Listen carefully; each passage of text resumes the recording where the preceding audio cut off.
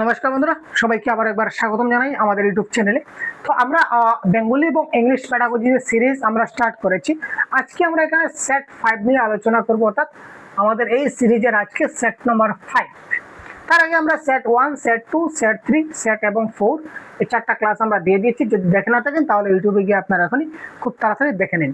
কারণ হচ্ছে এই সেট আমরা কন্টিনিউ চালাবো আপনাদের মতামত অনুযায়ী। আপনারা যদি বলেন কমেন্টের মাধ্যমে স্যার সেটটা কন্টিনিউ রাখুন, আমরা কন্টিনিউ রাখবো। যদি বলেন স্যার দরকার নেই, আমরা সেটা বন্ধ করে দেবো।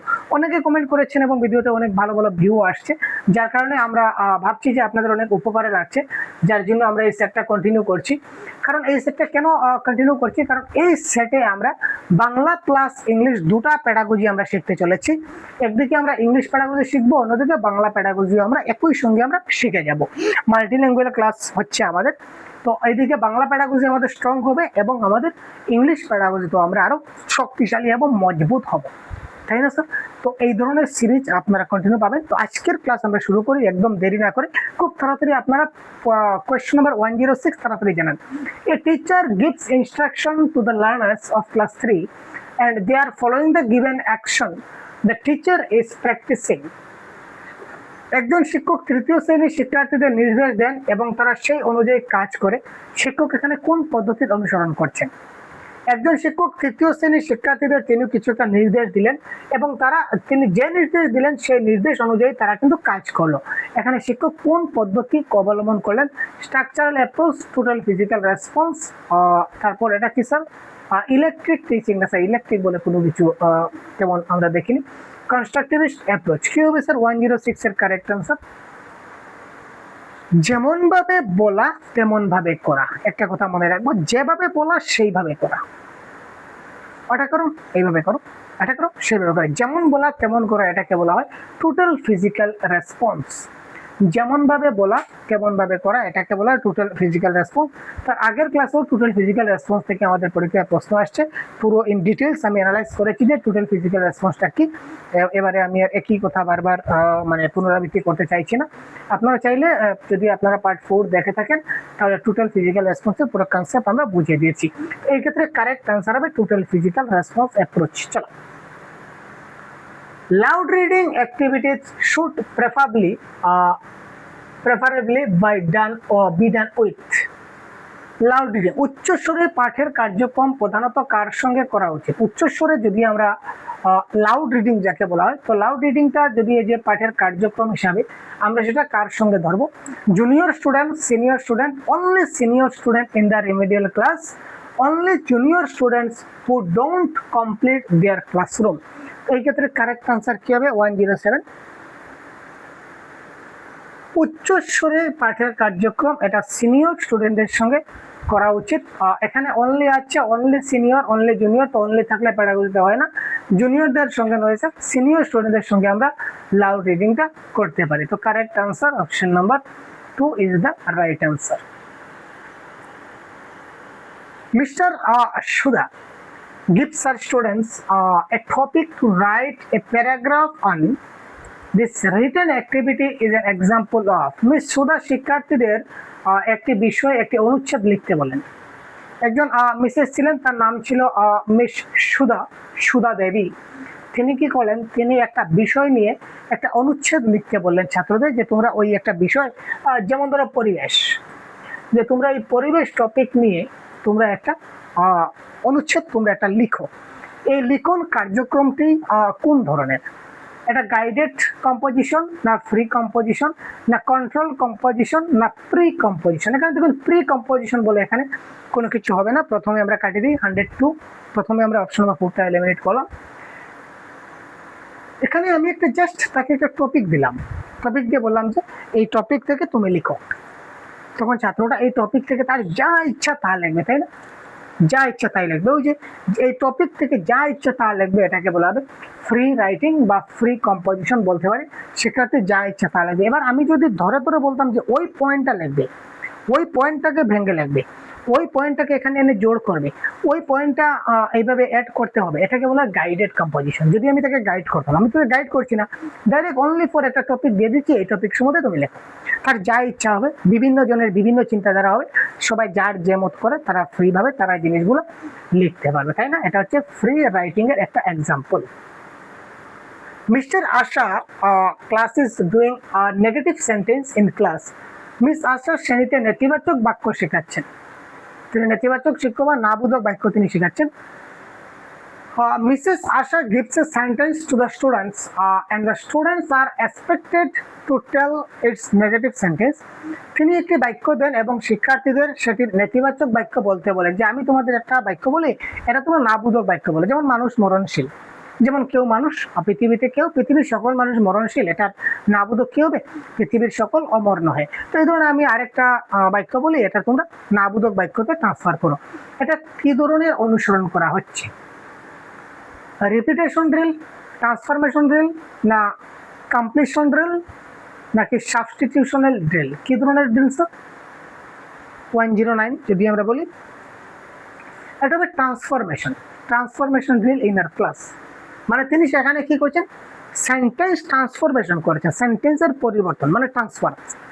সরল বাক্য থেকে জটিল বাক্য, জটিল থেকে যৌগিক, পজিটিভ থেকে নেগেটিভ, নেগেটিভ থেকে পজিটিভ, এখানে তিনি সেন্টেন্সগুলোকে কি করছেন? ট্রান্সফার করছেন। এটাকে বলতে হয় ট্রান্সফরমেশন ড্রিল বা বাক্যের পরিবর্তনশীল নীতি।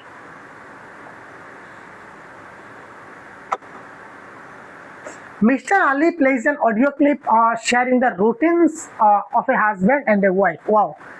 মিস্টার আলী স্বামী স্ত্রীর দৈনন্দিন রুটিন নিয়ে একটি অডিও তিনি শোনালেন, যে স্বামী স্ত্রী তাদের কি রুটিন রয়েছে কাজের ক্ষেত্রে, ওই বিষয়ে তিনি একটা অডিও শোনালেন। এরপর তিনি শিক্ষার্থীদের সেই অডিওটির উপর ভিত্তি করে একটি ট্রু ফলস ওয়ার্কশিট দেন, যে এখানে যে কথাগুলো বললাম তার মধ্যে কোনগুলা সত্য কোনগুলা ভুল, এগুলা তোমরা শুধু টিকমার্ক করো। এর মাধ্যমে তিনি শিক্ষার্থীদের কোন দক্ষতা উন্নয়ন করতে চাইছেন? রিডিং, লিসেনিং, স্পিকিং নাকি রাইটিং? এখানে তিনি কিসের ভূমিকা করতে পারছেন? 110 যদি বলি স্যার, তিনি তাদের একটা অডিও শোনালেন। জেনারেলি আমরা যদি একটা রেডিওতে যদি অডিও শুনি, তো শুনে আমাদের কি দক্ষতা বৃদ্ধি হবে? যদি আমরা কিছু শুনি স্যার, যদি আমরা এই যে কানে যদি কিছুটা শুনি, তো শোনার পরে আমাদের কি দক্ষতা বৃদ্ধি হবে স্যার? আলটিমেটলি আমাদের শ্রবণ দক্ষতা বৃদ্ধি হবে। শোনার পরে আমাদের শ্রবণ দক্ষতা বৃদ্ধি হবে, এটা কথাই বলা বাহুল্য। তো এই ক্ষেত্রে শ্রবণ দক্ষতা বা লিসেনিং হবে আমাদের এই ক্ষেত্রে কি স্যার? Correct answer. চলো, in remedial teaching, wow sir, remedial teaching বা সংশোধনমূলক শিক্ষণ কি? রিমিডিয়াল টিচিং এর বাংলা হচ্ছে সংশোধনমূলক শিক্ষণ। সংশোধনমূলক শিক্ষণ।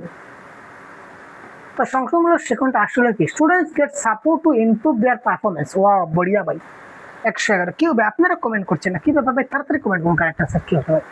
স্টুডেন্ট গেট এক্সট্রা মার্ক, ছাত্রদের আমরা এক্সট্রা মার্ক দেই, এক্সট্রা নম্বর দেই না sir. Students are given question to answer, ছাত্রদের প্রশ্ন দেওয়া হয় উত্তর দেওয়ার জন্য না।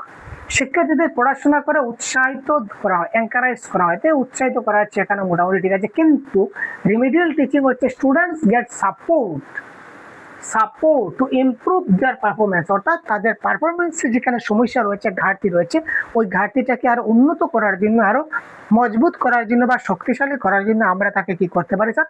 আমরা তাকে সাপোর্ট দিতে পারি, ছাত্ররা সাপোর্ট পায় বা সহায়তা পায়। সুতরাং এই ক্ষেত্রে correct answer option number A is the right answer of this question. চল,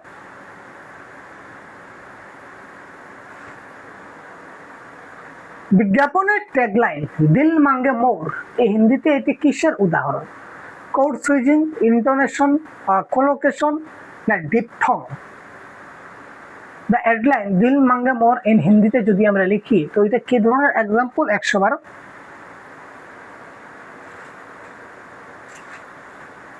এই দেখুন, দিল মাঙ্গে মোর, এটা যদি আমরা হিন্দিতে করি তাহলে কি হবে স্যার? 112। এটা হচ্ছে ভাষা পরিবর্তন করা, এক ভাষা থেকে আরেক ভাষায় যাওয়া। বিজ্ঞাপনের ট্যাগলাইন হিসাবে বিজ্ঞাপন সম্পূর্ণ একটা ভাষায় ছিল, আর এখানে আরেকটা শব্দ পার্টিকুলার আরেকটা লাইন টোটাল অন্য ভাষায় দিয়ে দিল, অর্থাৎ এক ভাষা থেকে আরেক ভাষায় মানে চেঞ্জ হয়ে গেল, এই জন্য হয়ে গেছে কোড সুইচিং। ঠিক আছে স্যার? বিজ্ঞাপন সম্পূর্ণটা বিজ্ঞাপন বাংলা ভাষায় ছিল, তার মধ্যে শুধু একটা টুকরা বা একটা লাইন দিয়ে দিল দিল মাঙ্গে মোর, অন্য ভাষা দিয়ে দিল, অর্থাৎ এক ভাষা থেকে আরেক ভাষায় ট্রান্সফার হয়ে গেছে, যার কারণে এটা হয়ে যাবে কি code switching. Read the statement. Unless students reading in quantity they will not become fluent readers. It focus on which kind of reading. যদি শিক্ষার্থীরা প্রচুর পরিমাণে না পড়ে তবে তারা সাবলীল পাঠক হতে পারবে না।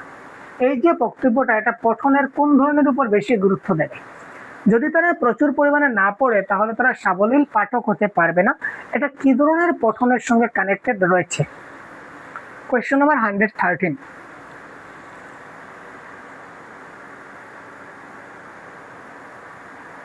এক্সটেন্সিভ রিডিং এ আমরা প্রচুর পরিমাণে পড়ি না বা মনোযোগ সহকারে আমরা পড়ি না, আমরা জাস্ট মজার ছলে আনন্দ নেওয়ার জন্য আমরা পড়ি। তো এই ক্ষেত্রে কারেক্ট আনসার এখানে হবে কি sir? Extensive reading is the right answer of this question.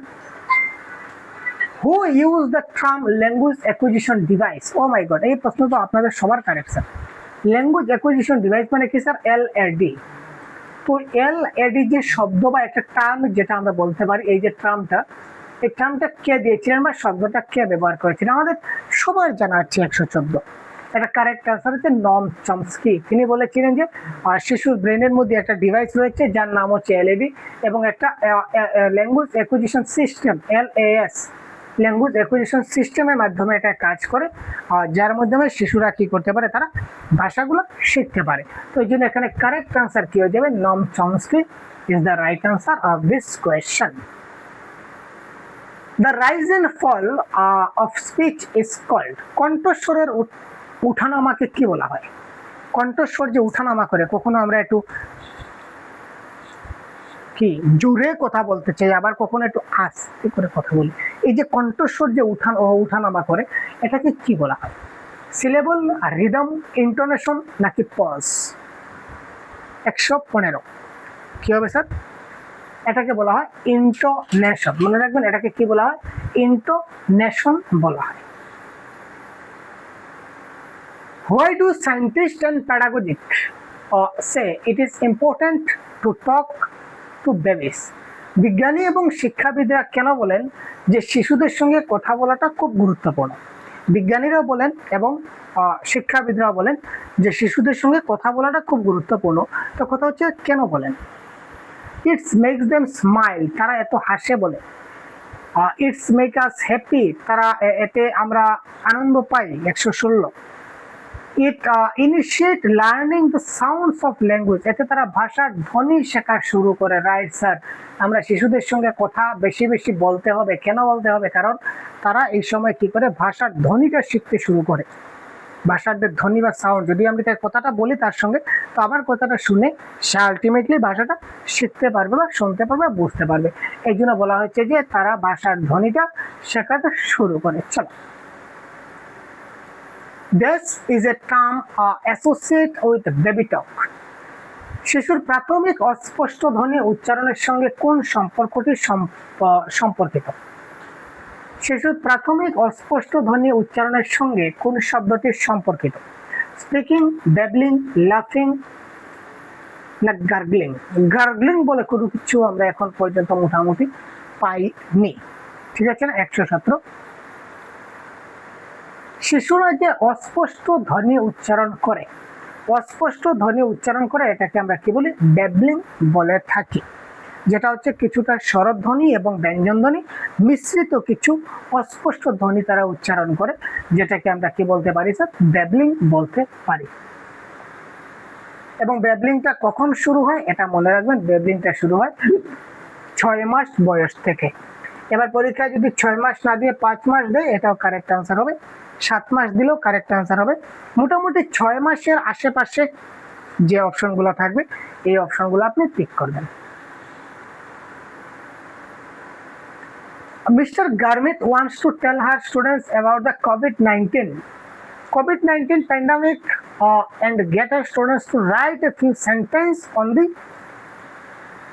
pandemic. অর্থাৎ মিস গুরমি তিনি কি করেছিলেন? কোভিড-19 মহামারী সম্পর্কে শিক্ষার্থীদের জানাতে চান এবং তাদের দিয়ে তিনি কয়েকটি বাক্য লিখাতে চান। যে কোভিড-19 বিষয়ে তুমি কয়েকটা বাক্য তিনি ছাত্রদের লেখাতে চান, এক্ষেত্রে তিনি কি করবেন? কোয়েশ্চেন নাম্বার 118 কি হবে আপনারা দেওয়ার চেষ্টা করুন। Gate her students copy and learn what ever she has written on the blackboard, যে আমি ব্ল্যাকবোর্ডে যা লিখবো তোমরা দেখে দেখে লিখে নাও। কপি করা বা নকল করা, ঠিক আছে, বা এখানে কপি করে মুখস্থ করা, তো এটা নকল করা কখনো কারেক্ট আনসার হয় না। Dictate what she wants her students to right in the notebook, না নোটবুকে লিখে দেওয়া যাবে না, যা লিখতে চান তা ডিকটেশন করে দেবেন, নোটবুকে হচ্ছে না। Can the students get the work done at home at the help of their parents of sibling, বাড়িতে অভিভাবক বা ভাই বোনদের সাহায্যে কাজটি করতে বলবেন। তাহলে বাড়িতে যদি অভিভাবকরা কাজটি করে তাহলে আমি শিক্ষক কিসের জন্য? শিক্ষার্থীরা মহামারীর সময়কার অভিজ্ঞতা ভাগ করে নিতে বলবেন, যে তোমাদের এই সময়ে কি কি সমস্যা হয়েছিল বা তোমাদের এই সময় কি কি লাভবান হয়েছিল, তোমাদের সাইডে কি কি হয়েছিল, তাদের সঙ্গে পারস্পরিক আলাপ আলোচনার ব্যবস্থা করে দেবো, অভিজ্ঞতা ভাগ করার ব্যবস্থা করে দেবো, এবং বোর্ডে আমি কিছু গুরুত্বপূর্ণ শব্দ বা বাক্যাংশ লিখে দিতে পারি।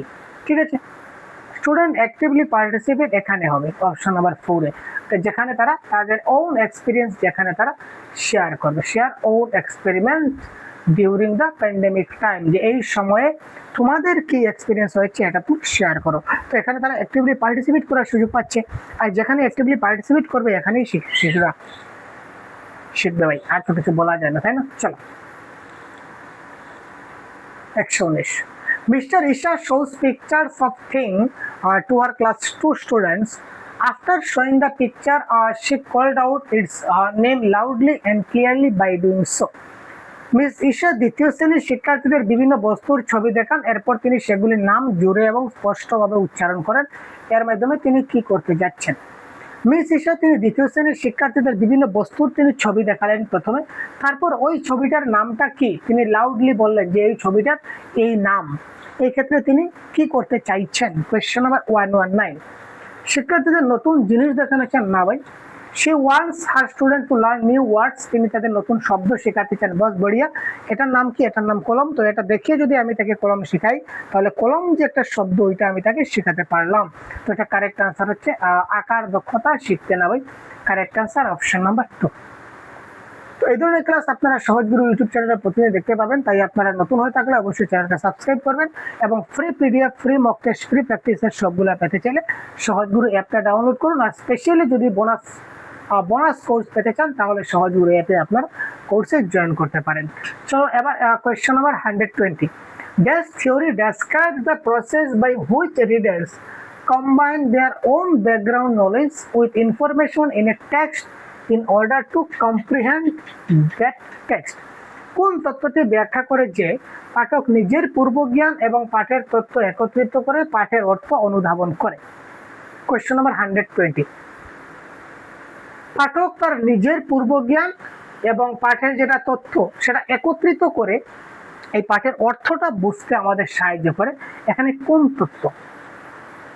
কোয়েশ্চেন নাম্বার 120, এটাকে বলা হয় স্কিমা তত্ত্ব। স্কিমাটা কে দিয়েছিলেন? স্কিমা যে টার্ম এটা কে দিয়েছিলেন বা কার টার্ম স্যার? এটা হচ্ছে জিন পিয়াগেটের দেওয়ার টার্ম। Clear sir? জিন পিয়াগেট দিয়েছিলেন স্কিমা।